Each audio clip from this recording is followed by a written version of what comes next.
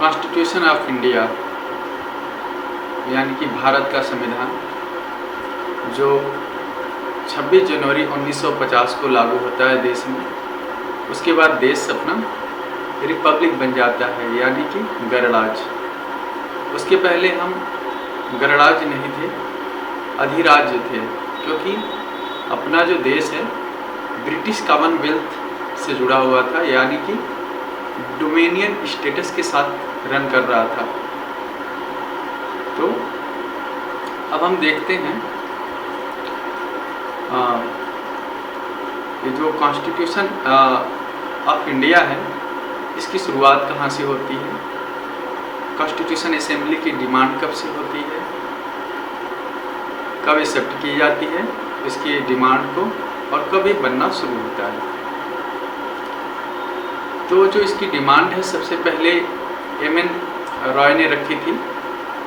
मतलब इसकी एक आइडिया दिया था इन्होंने कि अगर कॉन्स्टिट्यूशन बनाना है तो उसके लिए हमें कॉन्स्टिट्यूशन असेंबली की ज़रूरत पड़ेगी। उसका जो आइडिया है ये 1934 में इन्होंने दिया था। फिर उसके आगे जो इंडियन नेशनल कांग्रेस है 1935 में इसका डिमांड करती है कॉन्स्टिट्यूशन असेंबली की। फिर 1938 की अगर बात करते हैं तो पंडित जवाहरलाल नेहरू ये एश्योर करते हैं कि जो कॉन्स्टिट्यूशन ऑफ इंडिया की जो कॉन्स्टिट्यूशन है ये बनाएंगे हम लोग बिना किसी बाहरी की मदद से, मतलब बाहरी लोगों का इसमें कोई भी इंटरफेयर नहीं होगा, बिना किसी इंटरफेयर और डिस्टरबेंस के बनाएंगे।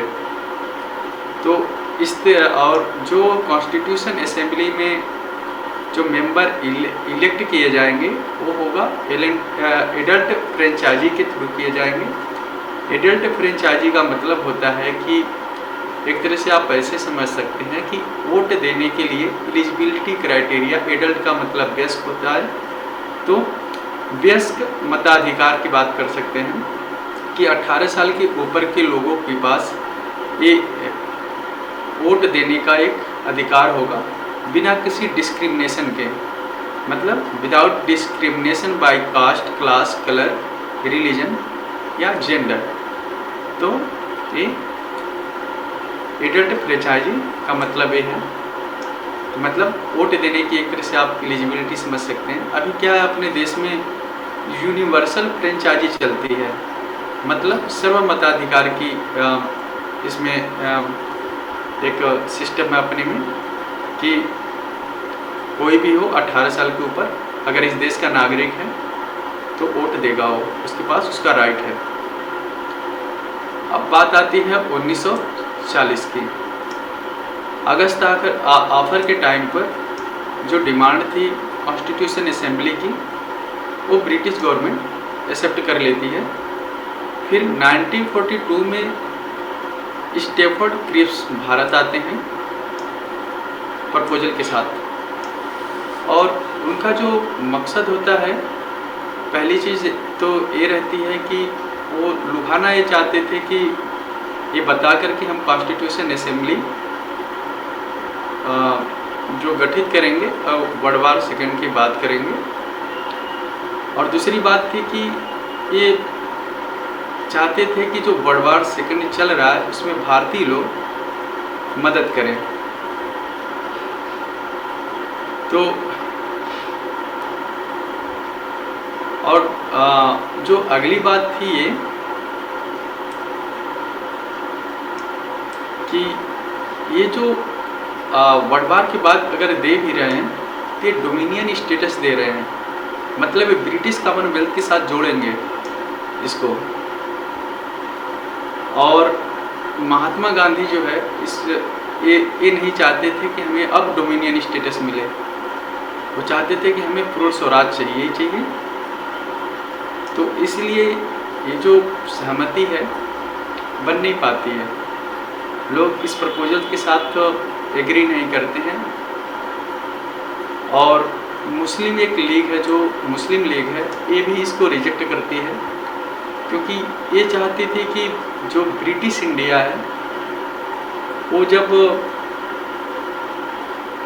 ये एक्ट पास करें, इंडिपेंडेंट एक्ट या कॉन्स्टिट्यूशन असेंबली के बनाने की बात करते हैं, तो ये चाहते थे कि ब्रिटिश इंडिया है जो दो पार्टों में डिवाइड हो, एक इंडिया बने, दूसरा पाकिस्तान बने, और दोनों की अलग अलग कॉन्स्टिट्यूशन असेंबली हो और दोनों अपना अलग अलग कॉन्स्टिट्यूशन बनाएं।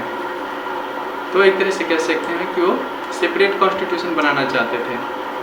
तो इस वजह से ये क्रिप्स का जो प्रपोजल है ये रिजेक्ट कर दिया जाता है, और इस प्रपोजल को Mahatma Gandhi post dated cheque भी कहते हैं, क्योंकि ये वर्ल्ड वार के बाद की बात करते हैं सारे काम करने की, और इसको रिटर्न होने के जस्ट बाद ही महात्मा गांधी क्विक इंडिया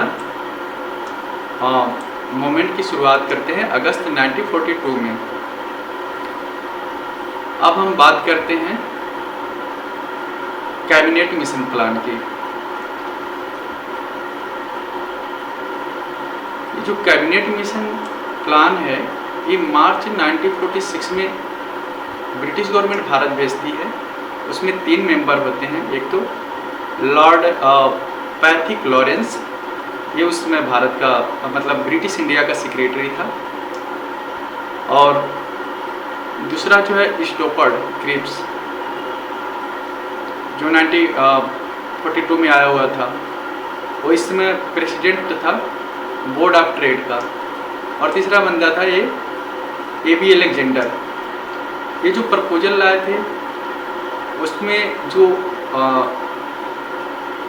मतलब एक तरह से कैबिनेट मिशन को आप ऐसे से समझिए कि ये कैबिनेट मिशन एक पावर ट्रांसफ़र करने का एक प्रोसीजर पेश कर रहे थे कि हम ऐसे ऐसे पावर को ट्रांसफ़र करेंगे जब इंडिया को हम इंडिपेंडेंट घोषित करेंगे। तो इसमें क्या है कि 3 टायर का सिस्टम देते हैं, मतलब जो एडमिनिस्ट्रेशन होगा इंडिया का वो 3 टायर में होगा। जो पहले पर इन्होंने रखा था वो नॉर्थ वेस्ट जोन था, दूसरा था ईस्टर्न, और तीसरा था central portion. Indian national Congress कहती थी कि जो सबसे ज़्यादा पावर है वो सेंटर के पास होनी चाहिए, मतलब यूनियन के पास होनी चाहिए, और ये जो है अलग अलग जोन में डिवाइड कर दिया था। और जो मुस्लिम लीग थी वो कहती थी कि जहाँ पर डिप्रेस्ड क्लास या माइनॉरिटी की पॉपुलेशन ज़्यादा है वहाँ पर उनको पावर ज़्यादा मिलनी चाहिए। उस टाइम पर जो भारत के वायसराय थे वो लॉर्ड बेवल्स थे। ये मुस्लिम लीग और इंडियन नेशनल कांग्रेस और जो हिंदू महासभा थी, इन सबको समझाने बुझाने में ये लोग नाकाम हो जाते हैं, नाकामयाब हो जाते हैं। तो इसीलिए क्या है कि ये जो फर्स्ट टाइम जो कैबिनेट मिशन प्लान आता है वो फेल हो जाता है। और मुस्लिम लीग की तो एक मंशा पहले से ही चली आ रही है कि इंडिया जो ब्रिटिश इंडिया है वो 2 पार्ट में डिवाइड हो, इंडिया पाकिस्तान बने, दोनों की अलग अलग कॉन्स्टिट्यूशन असेंबली हो और कॉन्स्टिट्यूशन को अलग बनाएंगे। तो इनकी पार्टीशन का जो डिमांड था वो हमेशा से लगातार चलता आ रहा था। तो ये सब मिला जुला कर जो सारे रीजन्स हैं, एक कैबिनेट मिशन प्लान फेल हो जाता है। जब ये फेल हो जाता है तो ब्रिटिश गवर्नमेंट इसकी फेलियर्स का सारा जो कह सकते हो कि भड़ास जो है लॉर्ड बेवल्स पर उतारती है और लॉर्ड बेवल्स को रिप्लेस कर देती है। तो अब भारत के मतलब ब्रिटिश इंडिया के जो नए वायसराय बनाए जाते हैं वो होते हैं लॉर्ड माउंटबेटन। जो दूसरा कैबिनेट मिशन प्लान आता है ये वाला, वो जून 1946 में आता है। उसमें जो इनकी डिमांड होती है पार्टीशन का, कॉन्स्टिट्यूशन असेंबली अलग अलग बनाने का, वो सारी चीज़ें मेंशन रहती हैं। तो ये वाला जो प्लान है इसको एक्सेप्ट कर लिया जाता है, और इसके एक्सेप्ट हो जाने के बाद नवंबर 1946 में कॉन्स्टिट्यूशन असेंबली गठित होती है। जब कॉन्स्टिट्यूशन असेंबली गठित हो जाती है तो उसके एडल्ट फ्रेंचाइजी के माध्यम से, जो हम लोगों ने अभी पहले बात करी थी, तो उसके माध्यम से मेंबर्स को इलेक्ट किए जाते हैं पूरे कॉन्स्टिट्यूशन असेंबली में। ये 389 मेंबर्स होते हैं, जिसमें से 296 लोग जो होते हैं प्रांतों से लिए जाते हैं, और बाकी जो लोग होते हैं वो रियासत से लिए जाते हैं। रियासत से इलेक्ट नहीं किए जाते हैं, रियासत जो होती है वहाँ से सीधे नॉमिनेट किए जाते हैं।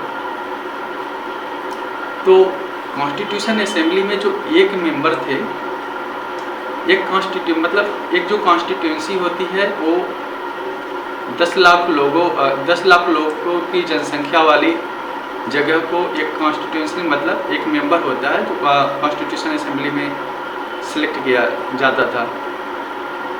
तो एक member of constituent assembly is equal to 1 million of people, मतलब एक आदमी कॉन्स्टिट्यूशन असेंबली में 10 लाख लोगों का रिप्रेजेंटेटिव था, हम ऐसे समझ सकते हैं।